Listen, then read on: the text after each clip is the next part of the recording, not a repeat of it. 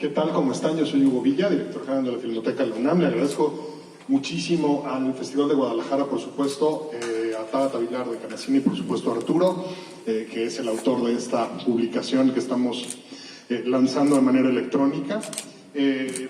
Pues eso, es un poco una publicación extraña para una organización como la Filmoteca de la UNAM.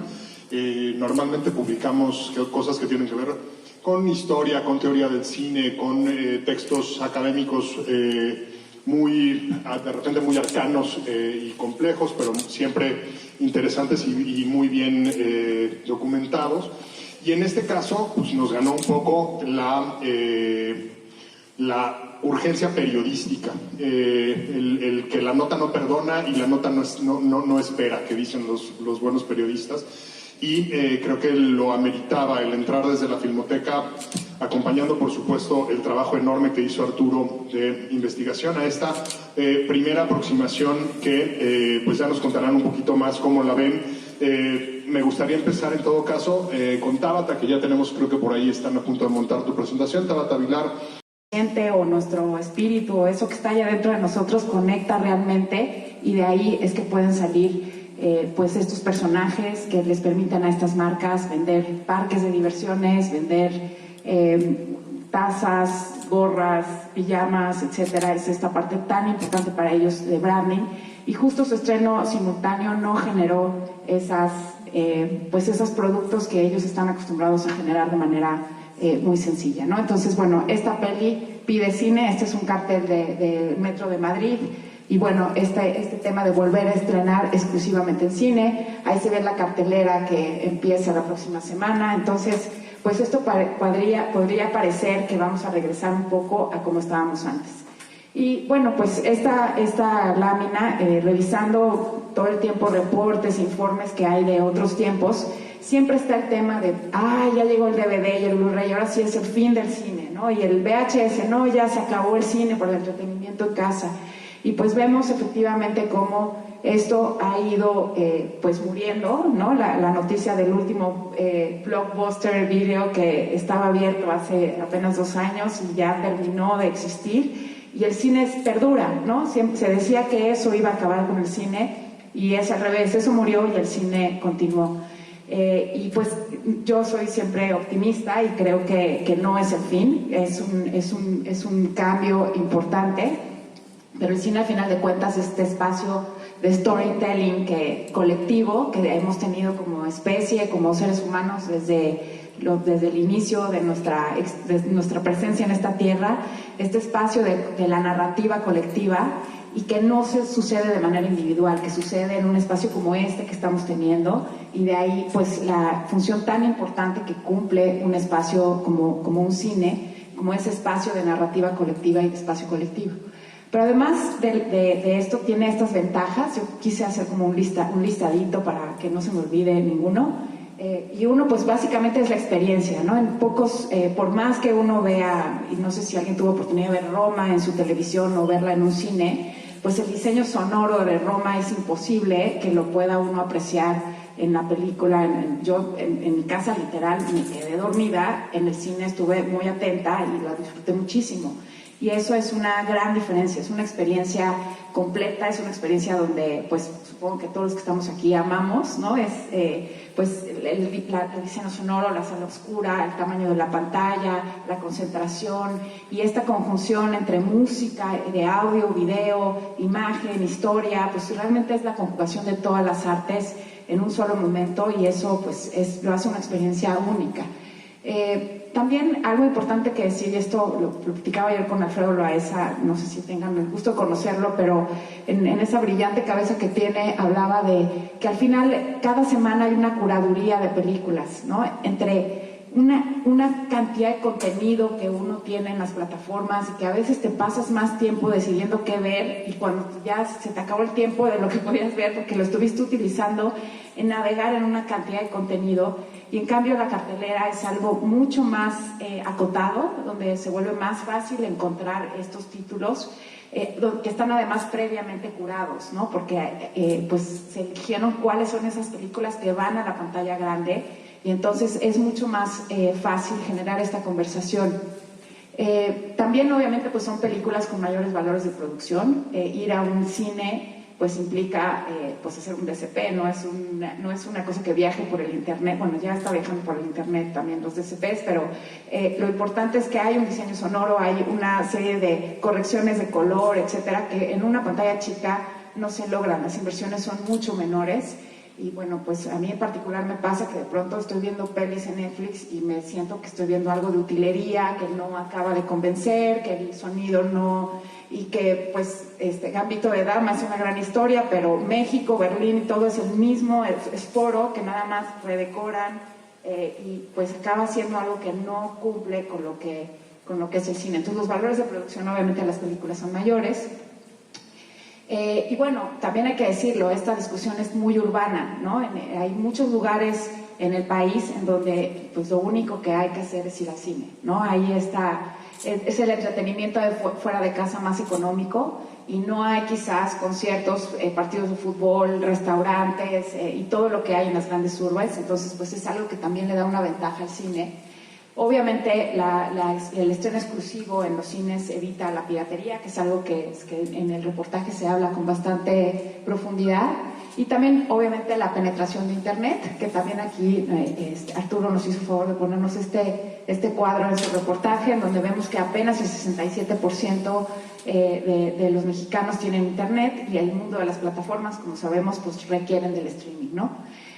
Entonces, yo un poco mi teoría es que dadas todas estas ventajas y dado lo que está pasando en otras partes del mundo donde las personas están volviendo al cine de manera importante, se ve difícil que, igual que se decía que el DVD o el VHS iba a acabar con el cine, pues se vaya a acabar. Sin embargo, sí creo que hay cambios muy claros en lo que está pasando, y uno de ellos ya venía pasando desde 2011, y es básicamente como los grandes estudios, que al final son los que inyectan pues la mayor cantidad de dinero a esta industria y generan las salas y generan ese mercado que permite que películas independientes tengan donde exhibirse, y pues de ahí un poco salen pues todos estos espacios. Pues estos grandes estudios que le llamaban antes The Big Five, y que pues ya se han ido concentrando, ¿no? Disney pues ya compró Fox, Warner Universal, pues ahí andan todo el tiempo como... Paramount está en proceso de desaparición, pero bueno, estando estos estudios, se ve claramente cómo desde 2011 hay una tendencia a producir cada vez menos películas. Producen unas cuantas películas al año grandes, pero todas las películas pequeñas y medianas las dejaron de producir en estos años. Es una tendencia, como ven, claramente a la baja, lo cual pues hace que los cines tengan estos grandes lanzamientos de las pelis grandes, pero entre medio no haya o no tengan que exhibir, porque antes eso lo llenaba el contenido de ellos mismos, de estos estudios, lo cual deja un gran espacio para las producciones independientes de cada país. Y otra cosa que también esta pandemia dejó en evidencia, esta es información muy reciente, es del año pasado, y es como nosotros caímos, les decía que éramos el cuarto lugar en venta de boletos, caímos al octavo, y tenemos una caída del 81%. Pero, ¿qué pasa, por ejemplo, con Japón, o con la India, o con Francia? Que sus caídas son mucho menos brutales que la que tuvimos en México y en la región. Y la razón de esto se llama la dependencia del producto americano, ¿no? En los países donde existe un mercado de cine francés, en Japón un mercado de anime, donde hay una serie en China mismo, que cada vez hay más producto, no quiero llamar producto, películas para grandes públicos chinas que conectan con los públicos y dependen menos del producto americano, sus caídas fueron menores. Entonces esto creo que es una gran... nos muestra enormemente a los propios exhibidores y a toda la industria la necesidad de contar con ese producto pequeño y mediano que se pueda programar entre las grandes películas de Hollywood, pero sobre todo quitarnos esa dependencia que tenemos de las películas americanas. Y esto es algo no exclusivo de México, esto pasó en todo el continente americano. Estas caídas del 81-87% en comparación con lo que pasó en lugares donde hay películas locales. Y bueno, básicamente lo que estamos viviendo es este momento en donde el recurso más escaso es la atención humana. Estamos bombardeados de todo, de música, restaurantes, libros, videos, todo el tiempo estamos compitiendo por esa atención humana, y ese es el tiempo que estamos viviendo con respecto y los cines están teniendo que reinventarse en esa medida, o tendrán que reinventarse para ver de qué manera pueden hacer su experiencia todavía mejor para poder entrar en este mundo de competencia. Pero pues algo interesante es que la propia industria, esta es una declaración que hizo Nina Jacobson, que fue pues presidenta directora de Disney, y dice básicamente que no se trata nada más de dinero, que el éxito es si realmente lo que estás haciendo importa, si realmente se vuelve relevante, si la gente habla de eso, si genera conversación. Eso es para ellos lo que es el éxito. De nada sirve un esfuerzo tan monumental como Black Widow, ¿no? Pero si esta película no genera conversación, si se pierde en el mar de historias y no genera una reflexión, no genera un cambio. Y eso es algo que el cine podía hacer de manera muy importante, ¿no? Otro cambio es la disminución del tiempo en las ventanas. Las ventanas, como ven aquí, cada vez se empezaba en 2013, el promedio en que el estreno era exclusivo del cine era de 4 meses. En 2017 ya estábamos en 3 meses, y con la pandemia pues estamos llegando a estreno simultáneo o a 45 días. También vemos que hay un incremento importante de las personas viendo películas en sus dispositivos, en sus teléfonos, en sus iPads, y no en el cine. Y la cadena tradicional, la cascada tradicional de cómo el contenido iba viajando del cine hasta llegar a la televisión abierta, pues esto ya es cosa del pasado. Esto ya no está sucediendo en la vida real, ya es un cambio muy grande. Entonces tenemos una reducción de ventanas, la exclusividad del contenido del estreno ya no es solo para los cines, aunque eso está empezando de nuevo a volver a como era, pero con ventanas más reducidas. Se redujo la oferta de películas pequeñas y medianas.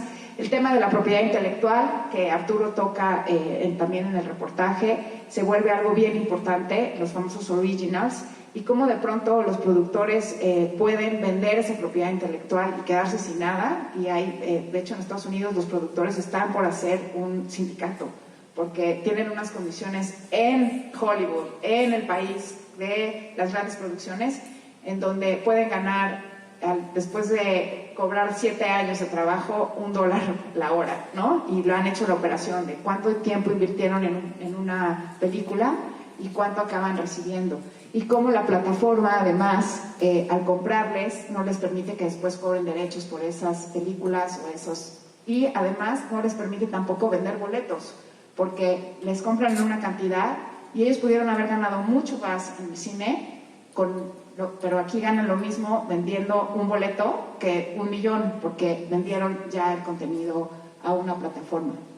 Obviamente en países como México se elevan los costos de producción independiente, porque vienen a filmar a nuestros países y pues obviamente es un mercado laboral, se acaba la gente que puede hacer las cosas, y entonces al no haber gente para trabajar pues suben los costos. Las plataformas lo pueden pagar, pero la producción independiente pues ya no tanto, ¿no? Porque les encarece, y es un tema de mercado laboral donde tenemos que trabajar en que haya más obreros fílmicos y más gente para lograr que haya chamba para todos. Pero ahorita distorsiona muchísimo el mercado laboral el hecho de que haya tantas producciones, sobre todo de series. También obviamente tenemos un contenido basado en algoritmos.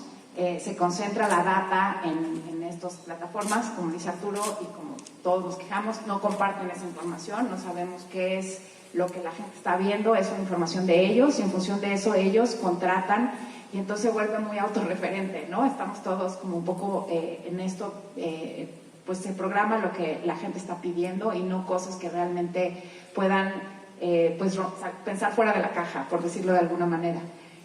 Y bueno, también obviamente hay riesgos de concentración de poder y recursos, ¿no? En caso de que los cines dejaran de existir, pues ahí sí, si las plataformas ya de por sí están teniendo tanto poder, si el cine dejara de existir, pues el poder de ellas sería absoluto. respecto a lo que se podría ver, respecto a la oferta, ¿no? Entonces de ahí que sea pues tan importante lograr ecosistemas saludables y equilibrados. El caso francés creo que es muy interesante, siempre lo citamos como política pública, pero yo creo que, como dice Arturo en su reportaje, es información también un poco incompleta, porque ellos hacen que todo el ecosistema funcione. A las televisoras las hacen invertir en los cines, a los cines les obligan a generar diversidad, y de esa manera generan un ecosistema. Y bueno, y obviamente el propio Estado invierte mucho dinero en esto, o sea, no solo pide cuotas y hace estas cosas, sino hay una inversión muy importante, cosa que en México no está sucediendo. Esa inversión no es del tamaño, pues sería mejor que en lugar de invertir en megaproyectos en la Ciudad de México, pues invirtiera más en esta industria que es estratégica en cuanto a generación de narrativa, en cuanto a soberanía cultural, en cuanto a generación de empleos, en cuanto a generación de una imagen de México para que vengan a invertir y a hacer turismo. Tiene muchísimas externalidades en cuanto a pago de impuestos, ¿no? Es una industria estratégica y no acabamos de verla como eso. En México no hay ni siquiera áreas de industrias creativas en las áreas de gobierno, no existen, no hay esa vinculación entre cultura y economía o cultura e industria.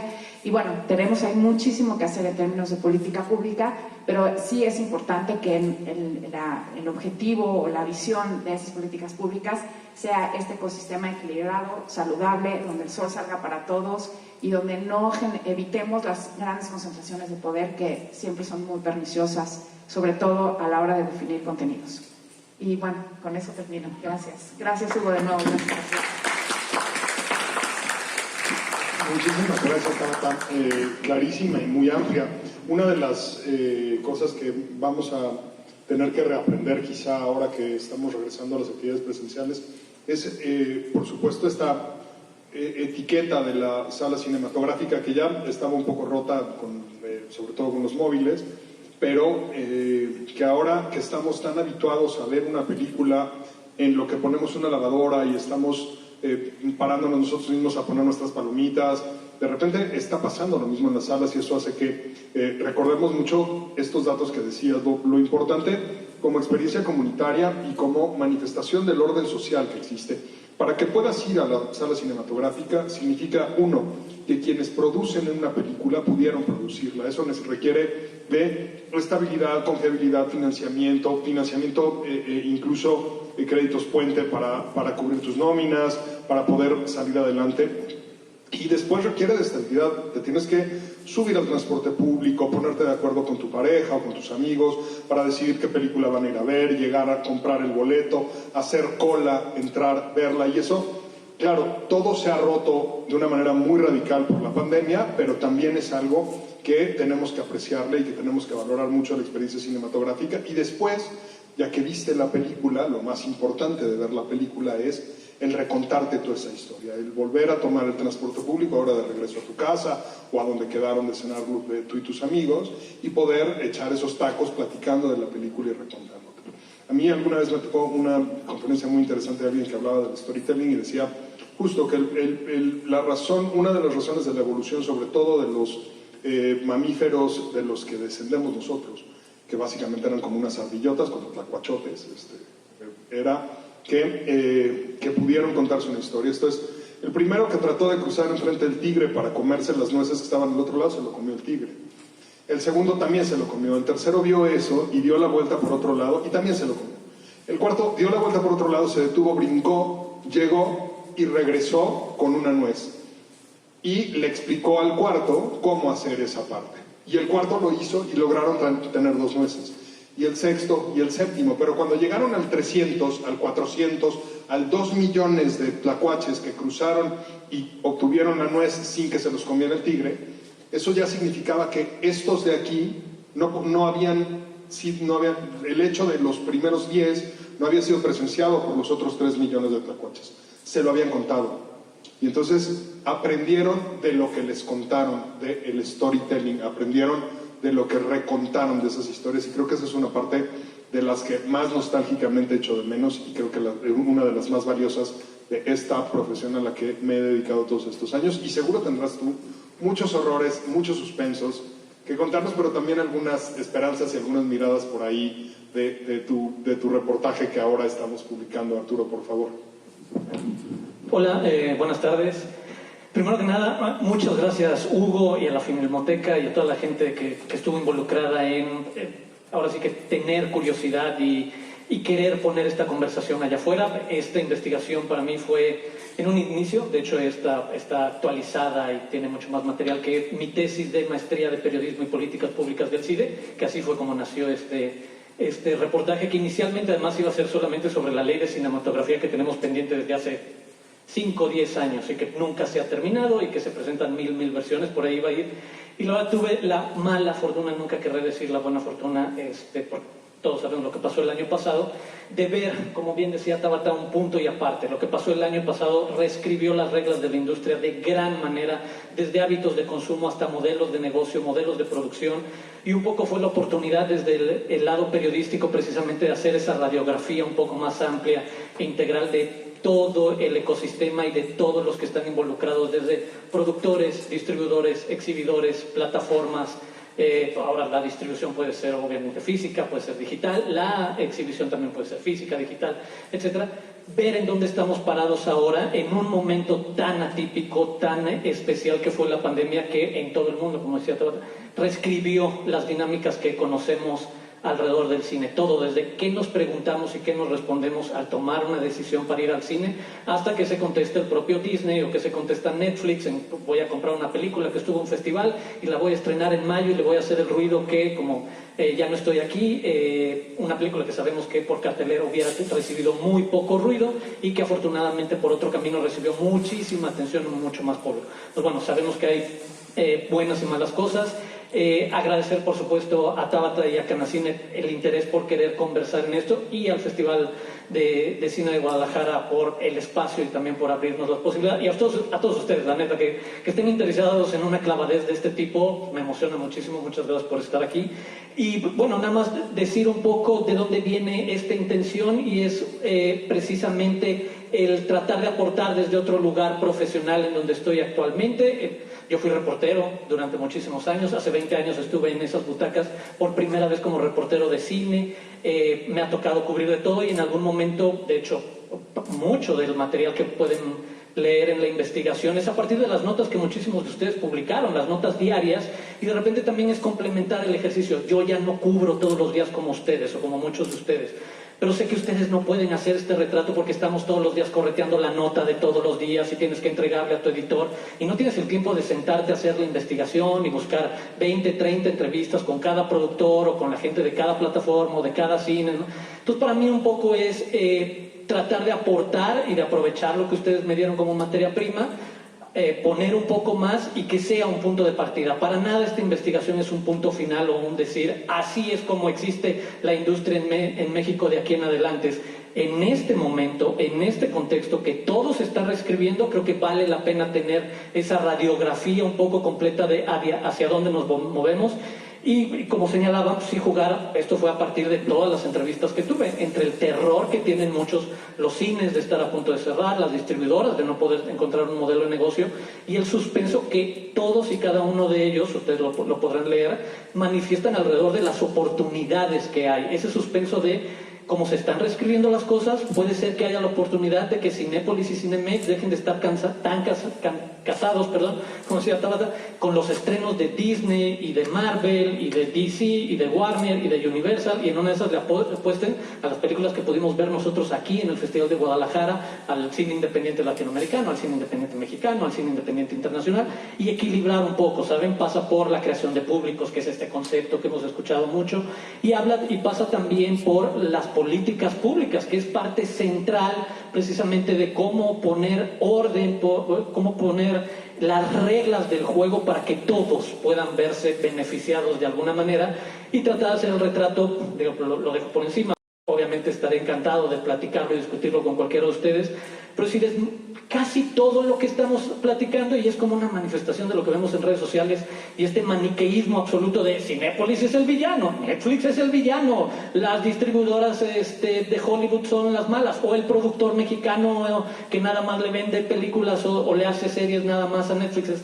es infinitamente más complejo que eso. En cada uno de sus actores no hay villanos ni héroes, hay situaciones en desarrollo además, y me lo dijeron todos los que entrevisté, eso de lo que te diga hoy, quizás ya no aplique en un mes, y lo que nos dijeron hace 6 meses, que también es lo que dice Hugo, la premura un poco periodística de esto no significa que esto vaya a durar para siempre. A mí lo que me interesa incluso, y hay un proyecto al respecto y estaré encantado que cualquier colega reportero retome cualquiera de estas ideas o provocaciones y las continúe, las avance y lleve a una siguiente etapa, una investigación, un reportaje, las historias que se cuentan ahí. Y pues eso, decir nada más que es como el principio de darnos cuenta, complejizar una conversación que de repente es muy maniquea y el de, no, se va a morir el cine, que es como la telenovela que hemos escuchado durante los últimos 100 años, literal, desde que nació el cine, es el de cada vez que llegaba un nuevo mecanismo de difusión o un nuevo medio, es el de ya llegó el que lo va a destruir. Y si algo nos ha enseñado el cine en sus 120 años, un poco más de historia, es su enorme adaptabilidad y su capacidad para encontrar un nuevo orden, un nuevo ecosistema en el que pueden convivir todas estas partes. Y para mí un poco el interés era poder hacer en este momento ese retrato un poco más amplio, echar la mirada hacia atrás, dejar un poquito las pasiones o preferencias y hacer el trabajo periodístico, con rigor académico. Tendré que agradecerle a Andrew Paxman, que fue mi director de la tesis, y a Guillermo Sorno, que fue mi lector, que es otro gran periodista, precisamente para encontrar la manera de poner ahí esa discusión con datos, con argumentos, con elementos. No es lo que Arturo cree o piensa o se le ocurre desde su ronco pecho, es lo que dicen las estadísticas tanto de Canacine como de IMCINE, lo que dicen los involucrados, la gente que paga en Netflix por las películas, la gente en Cinépolis que decide un poco cómo se programan, los productores que están haciendo sus propias películas en paralelo a producirle algo a Netflix o a Amazon o a HBO, demás. Y bueno, nada más cerraría con aportar un inicio de conversación. Creo que en este momento la labor del periodismo es esa, en cierta medida, tratar de proponer un tema e iniciar una conversación mucho más compleja y reconocer que hay elementos que están cambiando y que no deberíamos treparnos tan fácil en creer que ya se murió el cine, o sí, hay una preocupación en que cualquier manifestación económica de liderazgo absoluto y que tal cual no haya otra opción, y en este caso sean las plataformas, pues sí, también viene ahorita a golpear otro modelo hegemónico que tampoco era el más sano respecto a los estudios y las salas de cine y esta apropiación que tenían de, si querías ver algo independiente, tenías que ir a corretearte a una sala súper lejana en la que te la programaban a las 10 de la mañana o 10 de la noche. Entonces, ¿sabes qué? Este es el momento de poner todas esas discusiones en la mesa y ver si podemos llevar al siguiente plano, que es a las políticas públicas, para arreglar este asunto realmente. Y ver eso, de repente se habla de, no, hay que ser como Francia o Corea porque hay esta idea de cuotas. Es el de, no hay realmente una idea de cuotas, y si vamos a hacer el ejemplo de compararnos con Francia o Corea, estudiemos la política completa, la política pública completa, lo que señala que hace que aquí, Televisa o TV Azteca, tendrían que pagar un súper barote a fondos que solo se irían para la producción de cine mexicano independiente, y ellos no podrían hacer nada al respecto, y estarían obligados también a pasar muchas de esas películas, y que aquí en nuestra ley de cinematografía y en las propuestas que leímos en los últimos años nunca han llegado. Y eso, sabes que es mucho más complejo que solo aventar esta bandera llamativa y provocadora de la cuota de pantalla o la cuota en streaming, que ni siquiera entiendes que los modelos de negocio y de consumo son completamente distintos, como para creer que puedes equiparar la distribución en salas con la distribución digital. Pero bueno, antes me puedo seguir, es tal cual, querer provocar ideas, conversaciones, reflexiones sobre incluso cuál es nuestro rol en esta industria. Incluso como reportero soy enormemente crítico de, en algún momento, como todos hemos jugado, y lo digo más desde el mea culpa, en el que hacemos más relaciones públicas que periodismo cuando hablamos de los estrenos. Y creo que en algún momento también hay que decir, ¿sabes qué? Esta investigación es enormemente crítica de cada uno de los actores. No se aplaude a cualquiera, es el de, puedo decir que Netflix tiene varios vicios alrededor de sus modelos de negocio, de cómo trata a los productores, lo que decías, el de, te voy a comprar tu película, pero vas a perder los derechos para el resto del universo y del tiempo conocido, y no vas a poder recuperar eso.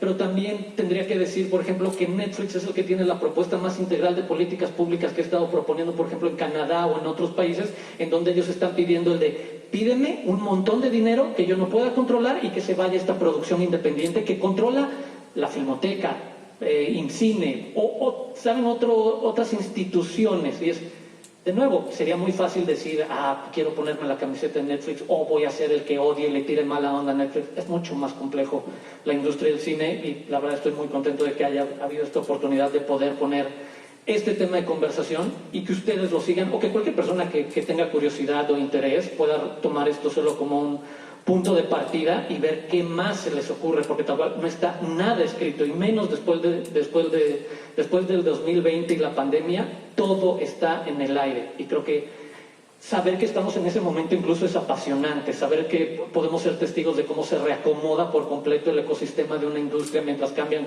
nuestros hábitos de consumo y se nos hace más sencillo poner un estreno en la casa y qué contestamos para irnos al cine.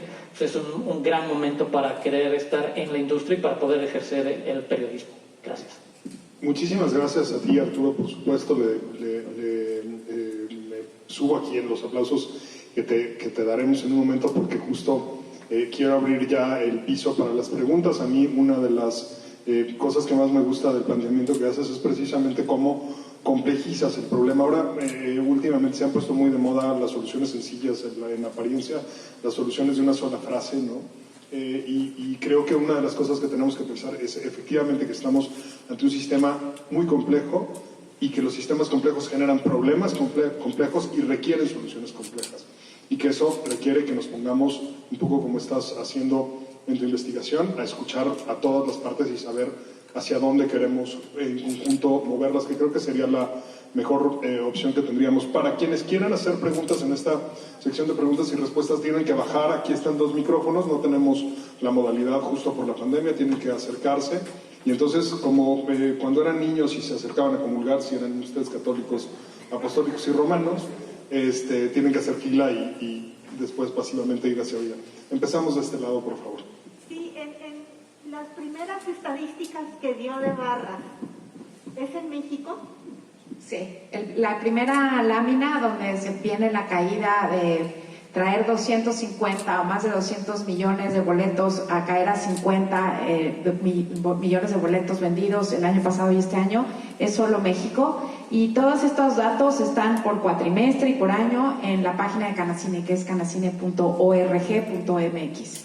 Cuando hablaba del 80% de caídas que mencionaba otros países, Japón, ¿ese 80% de caídas en qué periodo se refiere? Justo 2020, es todo el 2020. Nada más en el 2020. Sí, 2020. 80%, sí. ¿En comparación a qué año? Al año anterior, a 2019. Gracias. Si eso no es terror, no sé. A cualquiera que tenga un negocio le digan que vas a trabajar con el 15 al 20% de lo que ganabas el año pasado, estás en problemas. Las estadísticas que citó en su presentación Tabata están en canacine.org.mx, y el libro es de acceso gratuito, lo pueden descargar completito en filmoteca.unam.mx. Y si Arturo me lo permite, que nos dé una liga para que se pueda también descargar desde la página de Canacine. Sí. Seguimos allá. Hola, buenas tardes, Arturo, Hugo. Yo tengo una pregunta más como para seguir complejizando un poco el tema. No sé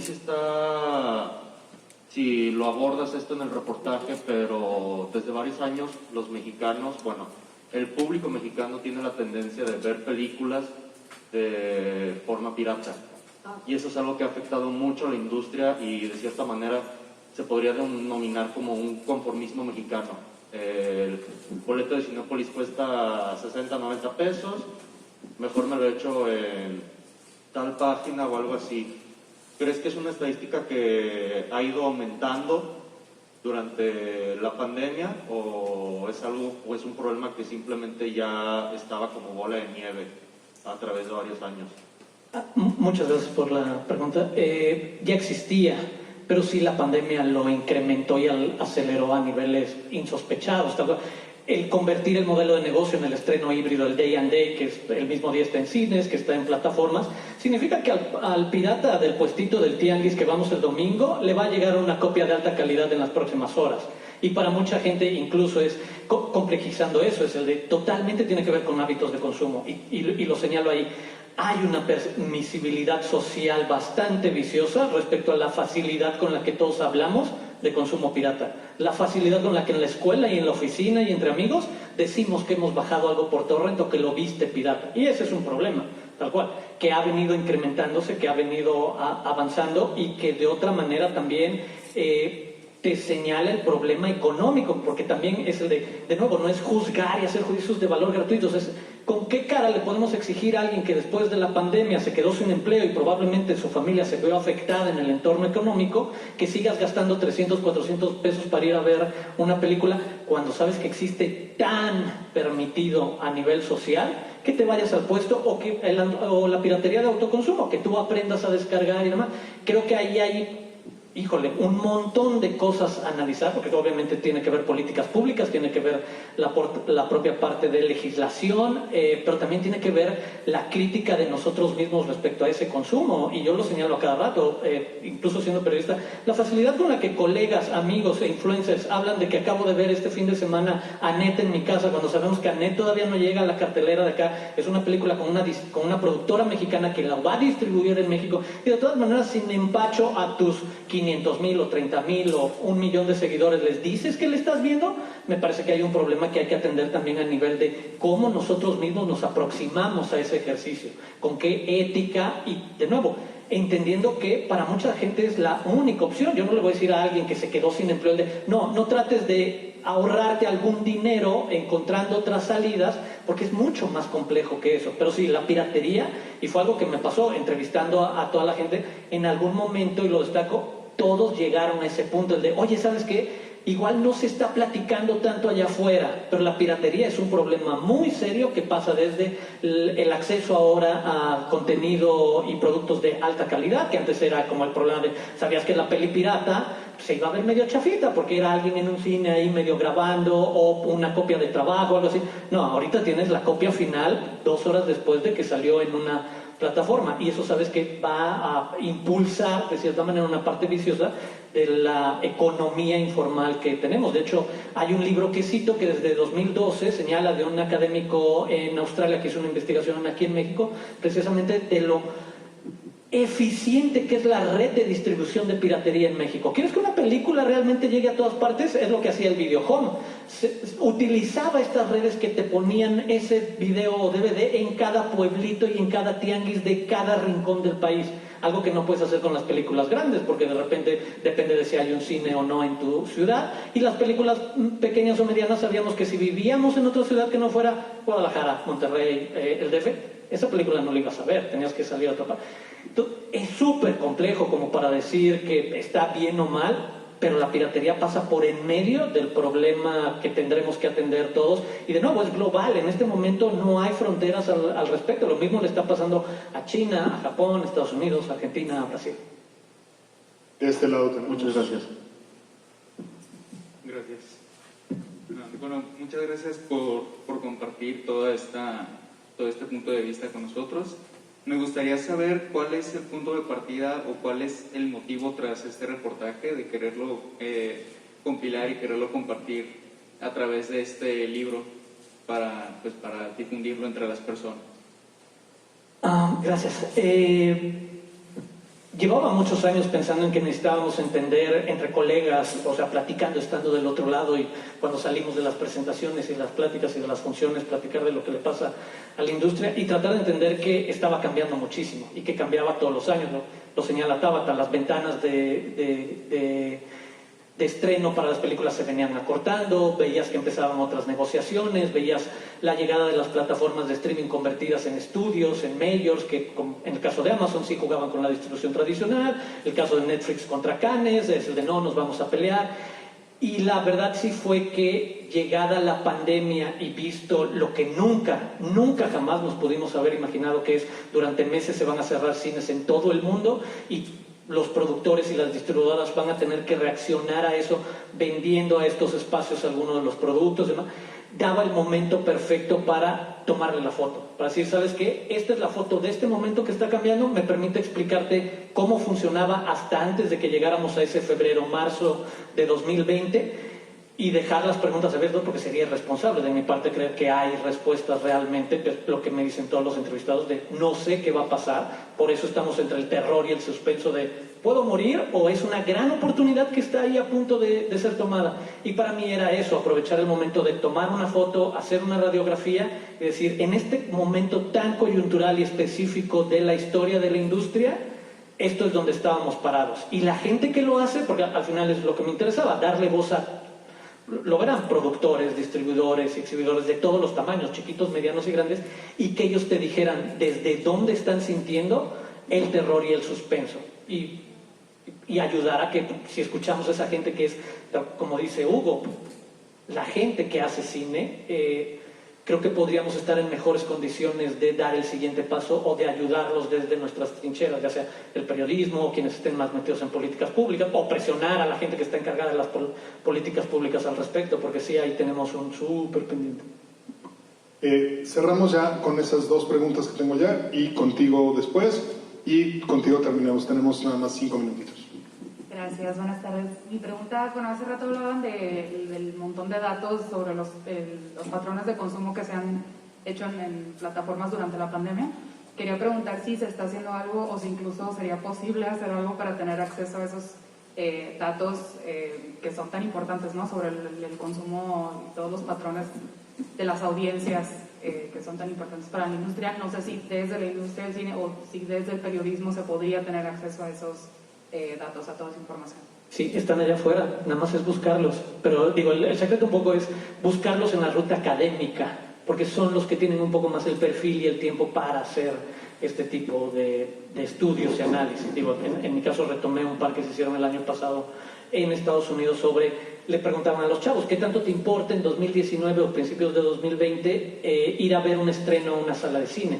¿Qué pasa si se los preguntas en abril de 2021?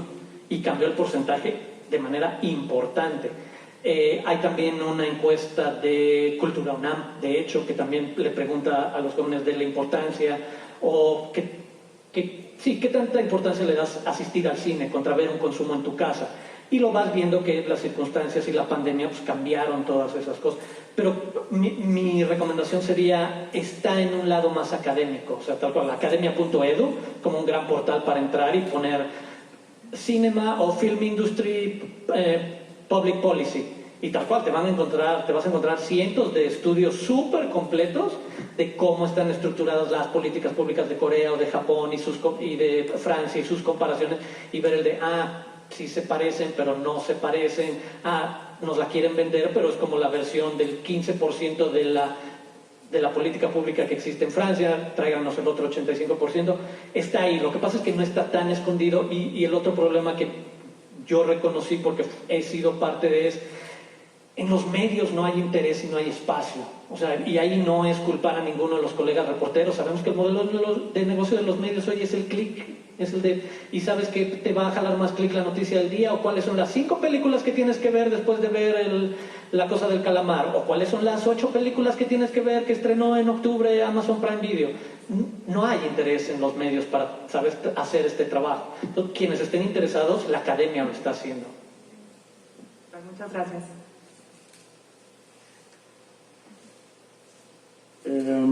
¿Cómo ves la producción independiente a futuro después de la pandemia? Cuando ahorita nos decían, ¿no?, que las plataformas están encareciendo las producciones, y a nivel independiente ahorita pues, estamos en el mercado, nos están pidiendo presupuestos mínimos, ¿no?, para que pueda hacer para que pueda hacer negocio, para que pueda funcionar. ¿Cómo ves esto a futuro? Súper complicado, la neta. O sea, y allí no soy yo, retomo un poco lo que me dijeron todos los productores.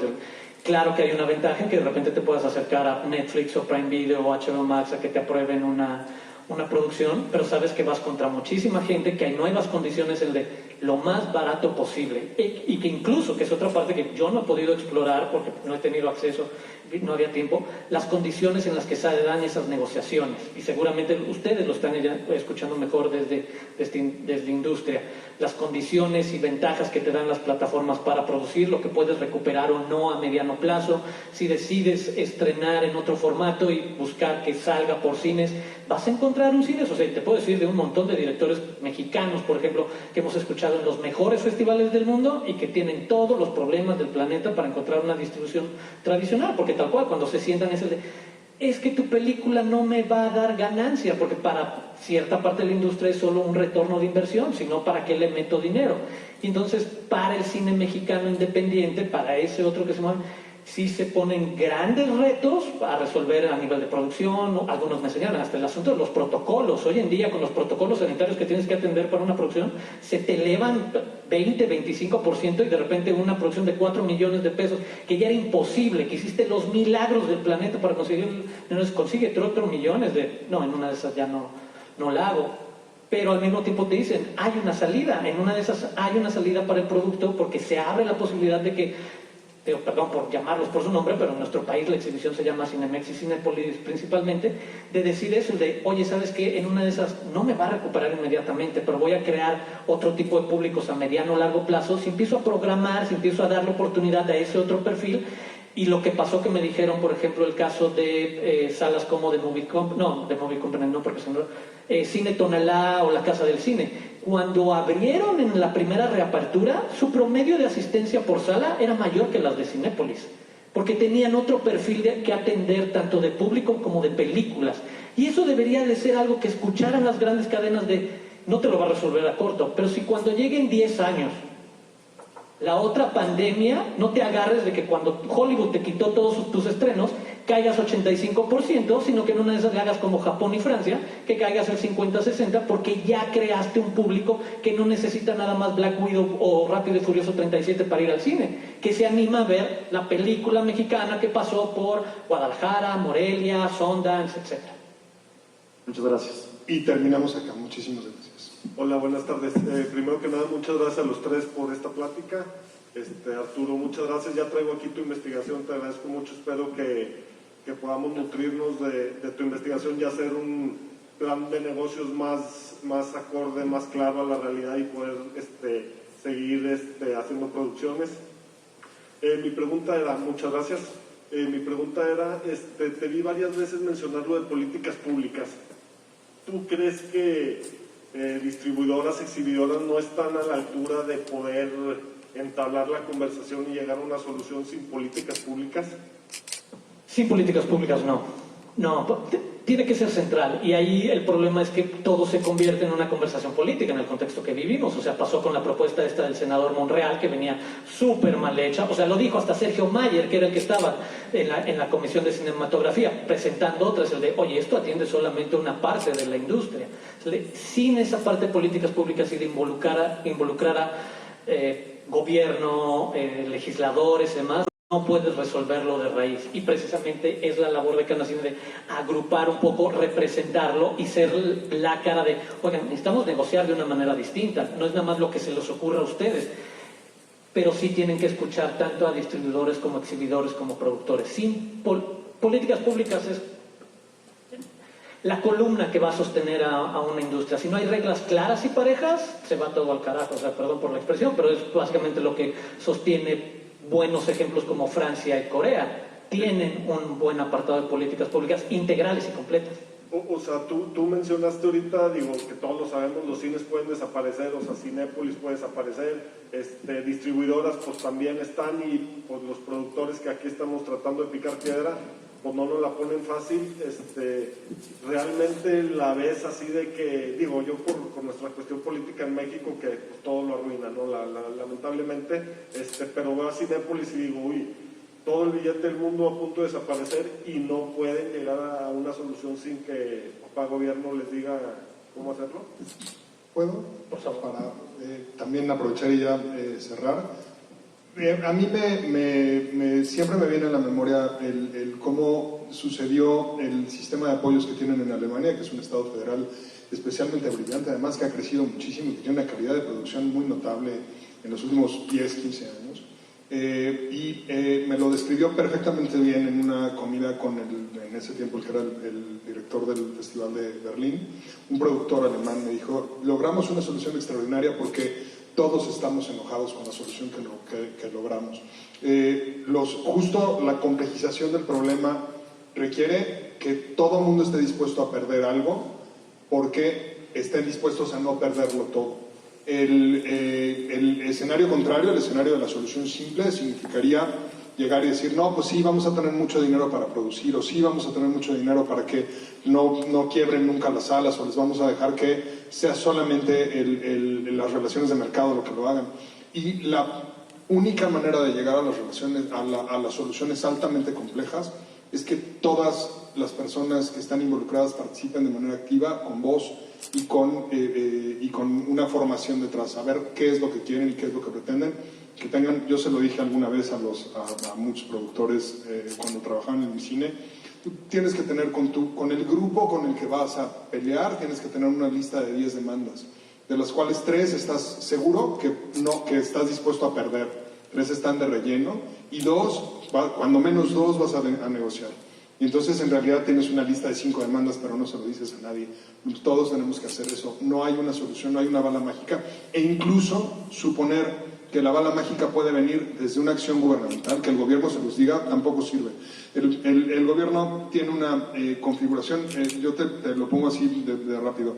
La Dirección de Radio, Televisión y Cinematografía es, entre otras muchas cosas, de la Secretaría de Gobernación, es la que está encargada de supervisar el servicio que se presta en las salas cinematográficas. Hasta la última cuenta, 7,000 y tantas salas en la Ciudad de México. La Dirección de Radio, Televisión y Cinematografía tiene 19 empleados. 7,000 y tantas salas, función de mañana, tarde, moda y noche. ¿Me explico? O sea, son 28,000 funciones al día en todo el país. Tiene 19 empleados. No hay manera de que lo haga el gobierno. No hay manera, a pesar de que ahí dice y está la ley y hacen el esfuerzo por hacerlo, y las salas hacen el esfuerzo por cumplir con la ley. La supervisión física real ahí, me senté y vi que pusieran la película que con la clasificación que yo dije que pusieran, la ponen, porque así es y porque es un sistema que está asumido. Pero supervisión real, con 19 personas, a 7,000 salas, en un país de 3,5 millones de kilómetros cuadrados, no. Hay que participar, hay que organizarse, hay que formar parte, aunque nos caigan gordos nuestros compañeros de nuestro mismo gremio, hay que participar con ellos, porque si no, pues eso, nos volvemos muy solitarios. Les agradezco muchísimo. Gracias. Tabata, te agradezco muchísimo que nos hayas acompañado, además en calidad de Canacine, que creo que es muy importante que estas conversaciones sucedan de manera integral con quienes forman parte de la industria. Por supuesto, Arturo, muchísimas gracias por haberte acercado y por habernos tenido la confianza de darle a la Filmoteca de la UNAM esta oportunidad. En efecto, como les dijo Arturo, les adelanté un poquito, estamos tratando de usar esto como el germen de una investigación a más largo plazo, que arroje como más líneas trazadas alrededor, por supuesto, de las políticas públicas y del interés de creación cinematográfica. Visítenos canacine.org.mx y, por supuesto, filmoteca.unam.mx. Ahí van a encontrar además una cantidad de contenidos cinematográficos enormes y de oportunidades para conocer mucho más del cine mexicano. Y, por supuesto, descarguen el libro. Arturo es muy activo tanto en el programa de radio como en sus redes sociales. Hágansela de tos ahí, corríjanle la plana, que siempre es muy divertida. Y muchísimas gracias, le doy un aplauso grande a Arturo y a ustedes por haber venido.